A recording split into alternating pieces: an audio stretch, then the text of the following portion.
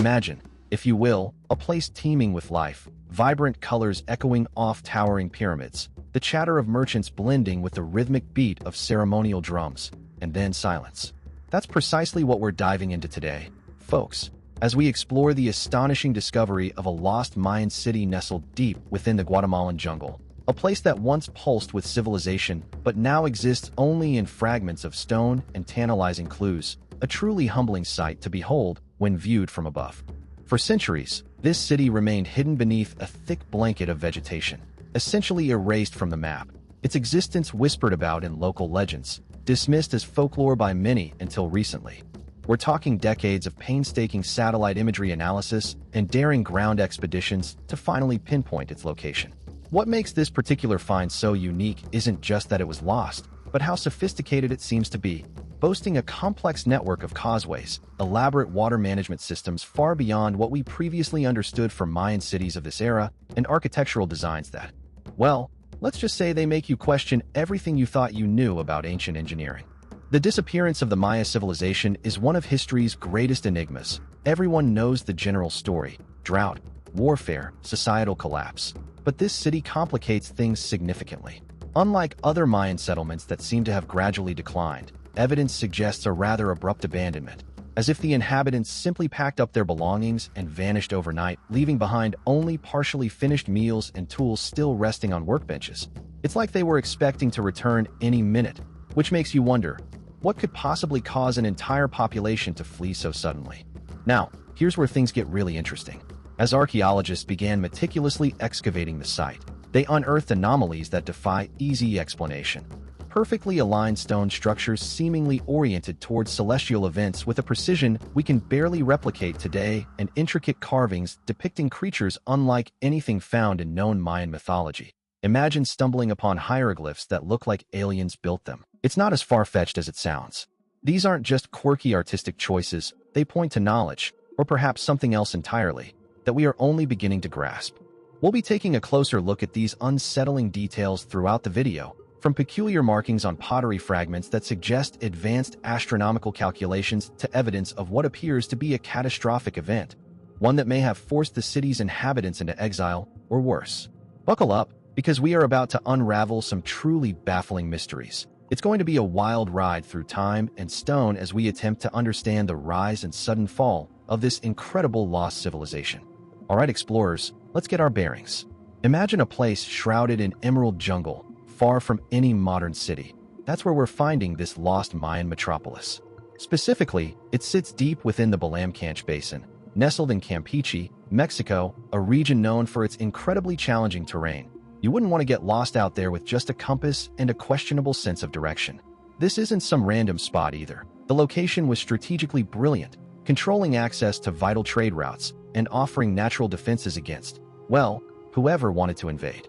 It also sits near plentiful sources of limestone, which, as you'll soon see, they absolutely loved using for building things. Now, picture this: early explorers and archaeologists stumbling through dense vegetation, hacking away with machetes, probably complaining about the humidity, a universal experience in tropical archaeology. The initial discoveries were quite humbling.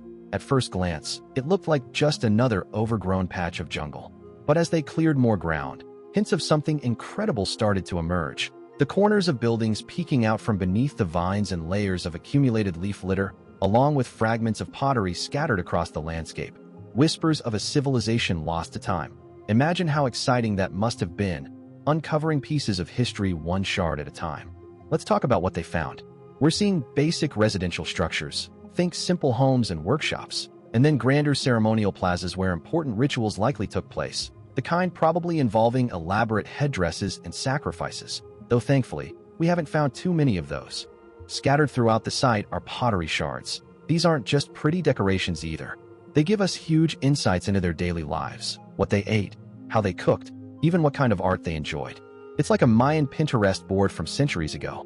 So, when were these folks living it up in this jungle paradise? Based on radiocarbon dating and the style of pottery found, we estimate that the city was primarily inhabited between 600 AD and 900 AD, smack dab in the middle of the classic Maya period, a time of great artistic achievement, complex politics, and apparently, eventually, abandonment.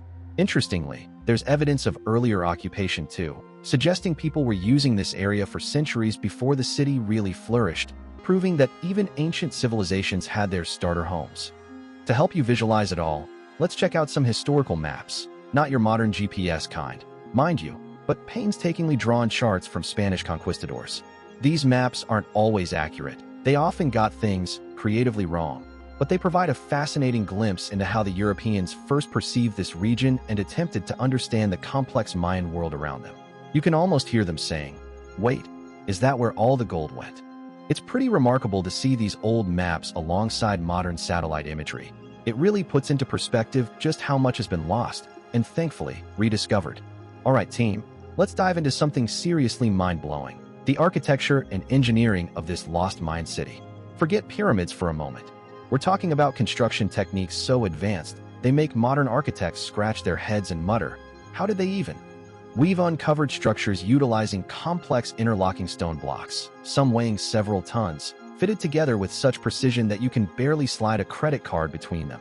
And these aren't just stacked haphazardly.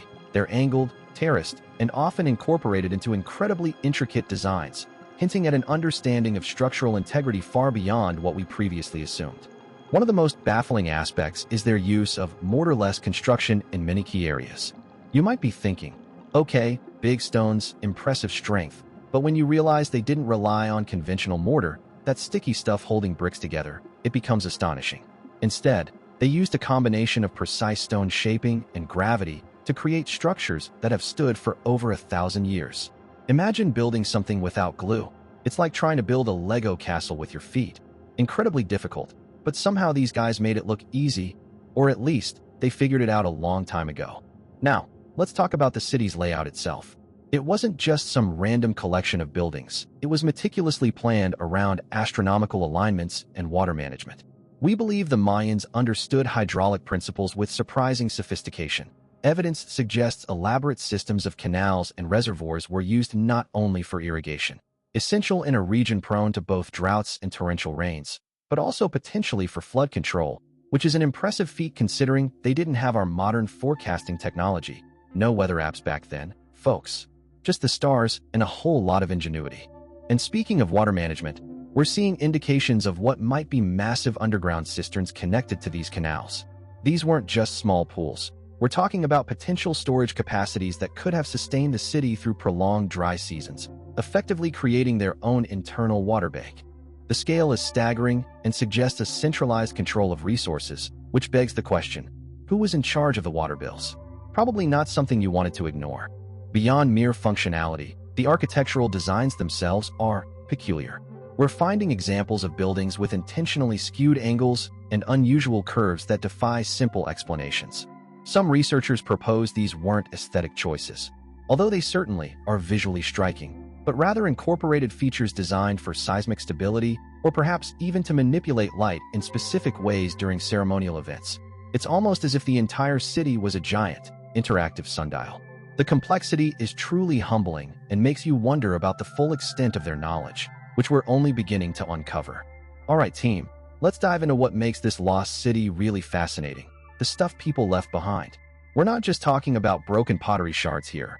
We've unearthed some incredible artifacts that are truly giving archaeologists a collective headache, and believe me, they get headaches often. Imagine trying to solve a jigsaw puzzle where half the pieces are from another puzzle entirely. That's what dealing with these objects feels like sometimes, seriously complicating our understanding of this civilization. One of the most striking finds is a series of intricately carved jade pendants depicting creatures we've never seen before in Mayan art. They resemble a cross between a jaguar and, well, something else. We're talking elongated limbs, feathered wings. It's like someone took a Mayan deity, fed it a sci-fi novel, and then got to carving. The craftsmanship is exceptional. Obviously, the detail is phenomenal. But the imagery itself? It throws a wrench into pretty much everything we thought we knew about their religious beliefs and artistic influences. You can almost hear the experts whispering, but how? Then there's this collection of tools, not your standard obsidian knives or grinding stones. We've got devices made from an alloy that doesn't seem to naturally occur in this region, requiring a level of metallurgical skill we previously thought was centuries beyond their capabilities. It's like they were playing with advanced technology and just stopped. Perhaps they lost the knowledge. Perhaps it was intentionally hidden. Honestly, at this point, all theories are on the table, especially the one involving mischievous space squirrels. We also discovered several objects that appear to be ceremonial in nature, featuring complex geometric patterns and symbols we've yet to decipher, although some researchers have proposed connections to astronomical alignments. These aren't simple doodles, folks. These are carefully considered designs, potentially representing constellations or cycles of time. But the catch? The specific meaning eludes us, leading to wild speculation about secret rituals and forgotten prophecies. You know how sometimes you look at a Rorschach test and see a butterfly? We're looking at these artifacts and seeing, well, we're not entirely sure what we're seeing. Perhaps the most perplexing artifact is this small, spherical object crafted from an unknown crystalline material. It emits a faint hum when exposed to specific frequencies of light, which, let's be honest, sounds like something straight out of a science fiction movie. Now, we've run every test imaginable on this thing, and its composition remains a complete mystery. Some theorists suggest it could have been used for advanced communication or energy storage, while others believe it's simply a very elaborate paperweight, though I suspect the paper it was holding would be very important. Alright folks, let's dive into something really weird. The city's layout itself seems to be a giant cosmic calendar. We're not talking about just a few buildings facing east for sunrise. We've uncovered a series of alignments that are frankly astonishing. Using laser scanning and satellite imagery, our team has mapped out structures oriented towards specific constellations at very precise points in time. We're talking solstices, equinoxes, even less frequent astronomical events like the conjunction of Venus and Jupiter. It's as if the city planners weren't just building houses. They were constructing a monumental observatory designed to track the heavens with incredible accuracy. Now, you might be thinking, okay, maybe some ancient cultures like stargazing. And you wouldn't be wrong, many did. But what sets this apart is the sheer number and precision of these alignments. We're not talking about a couple of temples roughly pointing towards Orion. We have pyramids angled to mark the zenith passage of the sun during the Mayan long count calendar cycle, and platforms perfectly positioned for lunar standstills occurring thousands of years ago. The complexity suggests an understanding of celestial mechanics far beyond what we previously thought possible for this period. Seriously, I'm starting to suspect they had a secret Mayan NASA. To give you some perspective, imagine trying to build something today that needed to be accurate within fractions of a degree over centuries. It's mind-boggling. And the data confirms it. These alignments aren't just coincidental. We've cross-referenced them with multiple astronomical simulations, and they hold true time after time. Professor Anya Sharma, our lead archaeoastronomer on this project, initially thought we were misinterpreting the scans. She nearly choked on her coffee when she saw the results. She describes it as an extraordinary demonstration of intellectual prowess, which is academic speak for, this is completely bonkers. So what does all this mean? Well, that's where things get really interesting and speculative. The most likely explanation is a deeply ingrained religious connection to the stars. Mayan cosmology was heavily influenced by celestial cycles, but the level of detail here suggests something more than just simple worship. Perhaps these alignments were used for divination, predicting the future based on stellar positions, or maybe they played a crucial role in royal ceremonies and legitimizing power. It's also possible that this city served as an important pilgrimage site, attracting people from across the Mayan world to witness these astronomical events. But here's where it gets even more perplexing. Some of these alignments point to dates centuries after the city was believed to have been abandoned. We're talking about observations and calculations that seem impossible given our current understanding of Mayan history. Did someone revisit this site later, repurposing the existing structures? Or did the original builders possess knowledge we simply haven't uncovered yet? It raises serious questions about what we thought we knew about the Maya, and it makes you wonder just how much more lies hidden beneath the jungle canopy, waiting to rewrite our understanding of history. Alright team, let's shift our focus now because this next piece of the puzzle is a real head-scratcher. It's about how the Maya seemingly ran out of stuff. Not just any stuff, mind you, but vital resources like water, minerals for tools and construction, and crucially, fertile land to grow their food. Imagine trying to run a bustling civilization on a diet consisting solely of dust bunnies. Not exactly sustainable, is it? Now, environmental factors are always part of the story when we're talking about ancient civilizations. We've got climate change, which can be a real buzzkill for anyone attempting to grow crops or find reliable sources of water, and deforestation. Chopping down trees doesn't exactly scream responsible land management, does it? The Maya certainly cleared large swathes of forest for agriculture and construction. But the truly perplexing thing isn't that they did these things, it's just how quickly and intensely it all seemed to happen. We're talking about a rapid depletion far exceeding what would be expected from gradual climate shifts or normal deforestation rates. Let's think about water for a moment. The Maya built intricate reservoirs and canals, impressive feats of engineering really, but archaeological evidence suggests these systems weren't enough. We see signs of increased sediment buildup in some reservoirs, indicating that surrounding land was eroding at an alarming rate, probably due to deforestation stripping away protective root systems. It's like trying to fill a bucket with a hole the size of your fist. Eventually, you're just going to be frustrated and covered in water. The soil itself tells a grim tale too.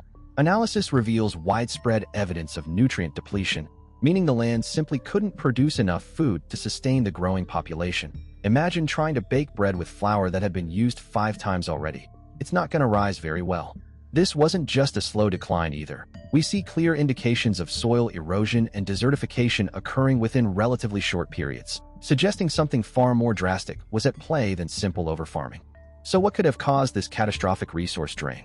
Well, mismanagement is certainly a prime suspect. Perhaps unsustainable agricultural practices or inefficient water management strategies exacerbated the situation.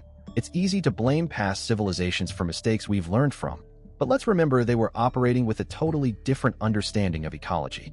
Then there are theories involving unforeseen ecological collapse, perhaps a cascading effect where one environmental change triggered another, leading to a domino-like destruction of vital resources.